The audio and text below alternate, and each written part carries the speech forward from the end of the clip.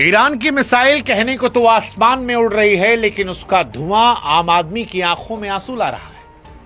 हाँ, आज भारत में लोग सुबह उठकर अखबार नहीं पढ़ रहे, हेडलाइंस नहीं देख रहे टीवी पर, वो रसोई में जाकर सिलेंडर हिलाकर देख रहे हैं कि भैया आज चाय बनते बनते गैस तो नहीं खत्म हो जाएगी। क्योंकि दिल्ली में जो सिलेंडर 913 का मिलना चाहिए था वो बाजार से गायब है और ब्लैक में 2000 से 2500 तक मिल रहा है। कॉमर्शियल गैस का तो हाल और बुरा है, 3000 से 6000 तक पहुंच गया।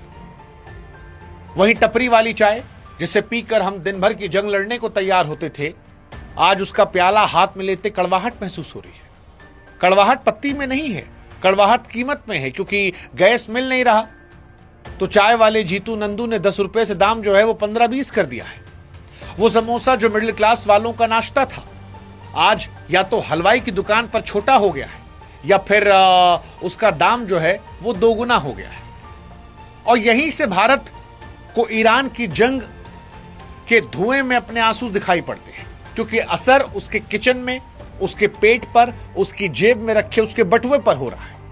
हैरानी की बात यही है कि ये मिसाइल ईरान में गिर रही है, लेकिन हमारे यहां मुसीबत हो रही है।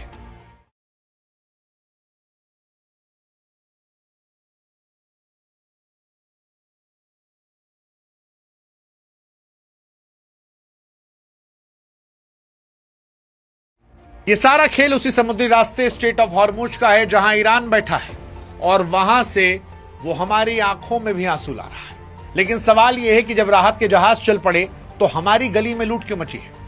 नमस्कार, मैं हूं शुभांकर मिश्रा और आज की कहानी मिडिल क्लास भारत की है।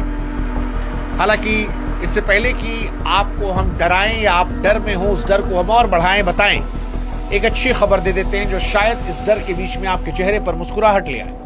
वो मुस्कुराहट ये कि भारत की तमाम कोशिशों के बाद ईरान ने उन फंसे हुए जहाजों को रास्ता दिया है और 2 बड़े गैस टैंकर समंदर के रास्ते भारत में बढ़े। सरकार कह रही है कि अगले कुछ दिन में सब कुछ ठीक हो जाएगा। टीवी पर हेडलाइन चल रही है, राहत आ जाएगी, लेकिन आम आदमी अभी भी परेशान है। और उसका सवाल है कि भैया जब समंदर में जहाज चल पड़ा है तो फिर ये गैस वाला जो है ये स्टॉक खत्म होने का बोर्ड क्यों लटका रहा है। हकीकत यह है कि इन जहाजों को भारत पहुंचने में 4 से 7 दिन लग जाएंगे, लेकिन इन 4-7 दिन में वो अवसरवादी लोग, वो माफिया जो जानते हैं कि आफत आई है, इस आफत में हमारी आपकी जेब को हल्का करना चाहते हैं।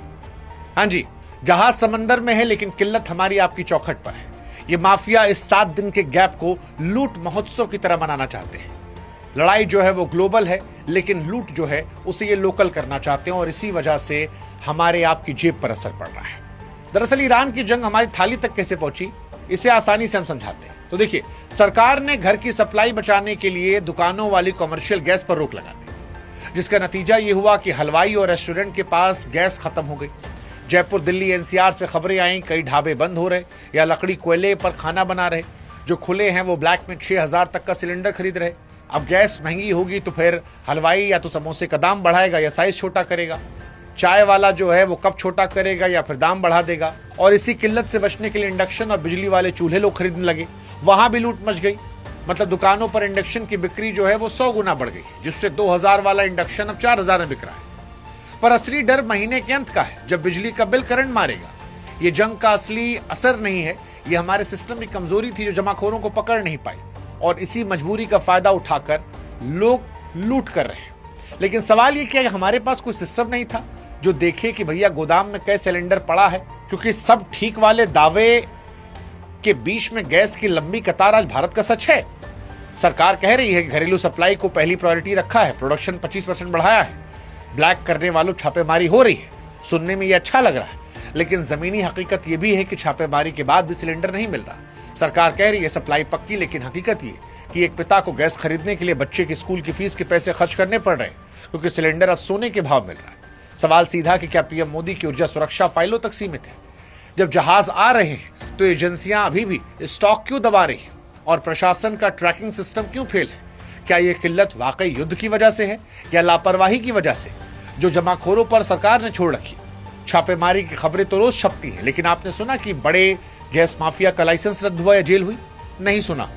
और जब तक बड़े मगरमच्छों को पकड़ा नहीं जाएगा, ये छोटे छोटे प्यादे यूं ही नाचते रहेंगे, क्योंकि मिडिल क्लास आदमी सिर्फ टैक्स भरने के लिए लग रहा है। उसकी सुरक्षा की जिम्मेदारी लेने वाला कोई नजर नहीं आ रहा। और ये कहानी सिर्फ गैस तक नहीं है, गैस से किल्लत की मार सबसे ज्यादा लोअर मिडिल क्लास और गरीब आदमी पड़ी है, जिसने ऑटो के मीटर को भी बढ़ा दिया है। गैस क्राइसिस की सबसे महंगी मार जो है वो सीधे आपके आने जाने पर पड़ी। जैसे ही गैस कमी हुई, शहर के ऑटो वालों ने मीटर को म्यूजियम की चीज बना दिया। ऑटो वाला सीधा कहता है कि भैया 400 रुपया किलो की गैस भरवा रहे हैं तो किराया तो डबल लेंगे आपसे। अब आम आदमी की बेबसी देखिए, उसे पता है कि उसे खुलेआम लूटा जा रहा, लेकिन ऑफिस समय पहुंचने के लिए वो 50 रुपए की जगह 100 रुपया दे रहा है। लोग इंटरनेट पे अपना दर्द लिख रहे हैं कि आधी सैलरी तो बस गैस और किराए में खत्म हो रही। अब सवाल ये, क्या सरकार को नहीं पता कि ट्रांसपोर्ट सेक्टर में क्या चल रहा है? क्या प्रशासन ने चेक नहीं किया सीएनजी स्टेशनों पर 2-2 किलोमीटर लंबी लाइन क्यों लग रही?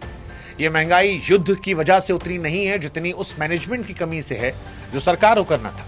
सवाल ये कि छापेमारी की फोटो तो रोज खिंचती है, लेकिन क्या अभी तक एक भी बड़ा गैस माफिया को जेल हुआ?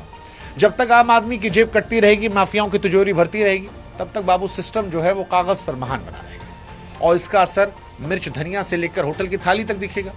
हाँ, महंगाई की बात जो है वो सिर्फ गाड़ी चलने में नहीं है, हमारे आपके स्वाद तक भी है। क्योंकि पहले सब्जी वाला 50 रुपए की सब्जी के साथ धनिया और मिर्चा फ्री देता था, पर आज कह रहा है भैया 10 रुपया और दोगे तब देंगे, क्योंकि इसको लाने के लिए जो उसे टेम्पो करना पड़ रहा है, कह रहा है कि उसका किराया ज्यादा हो गया है। आप किसी छोटे होटल में खाना खाने जाइए, मेन्यू कार्ड पर हाथ से लिखे हुए रेट चिपका दिए गए, क्योंकि होटल मालिक कह रहा है भैया कमर्शियल सिलेंडर 6000 का है, हम क्या करें? जब सब महंगा हुआ तो हम भी महंगा करेंगे, पुराना वाला रेट कार्ड नहीं चलेगा। मिडिल क्लास आदमी जिसने अपनी इज्जत बचाने के लिए खुद को घर में कैद कर लिया है, वो सस्ते और घटिया सामान की तरफ भाग रहा।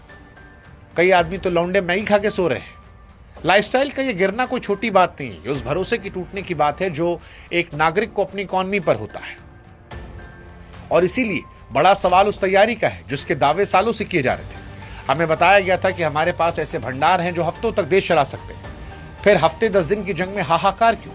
ईरान की मिसाइल ने वहां की इमारतें गिराई होंगी, लेकिन भारत में उन्होंने हमारे भरोसे को तोड़ा है कि हमारा सिस्टम किसी भी इमरजेंसी के लिए तैयार है। प्रशासन से सीधा सवाल यही है कि क्या एक भी बड़े कालाबाजारी करने वाले को सख्त सजा हुई, या फिर हर बार की तरह छोटे दुकानदारों को डराया जा रहा? और अगर बड़े मगरमच्छ आजाद हैं तो हम कैसे भरोसा करें कि जो कार्रवाई हुई वो ईमानदारी की है? ये ठीक है कि जहाज आ रहे हैं, हफ्ते 10 दिन 15 दिन में चीजें नॉर्मल होंगी, लेकिन इस हफ्ते 10 दिन 15 दिन में जो होगा उसका जिम्मेदार कौन? क्या ये हमारी तैयारियों की पोल नहीं खोलता?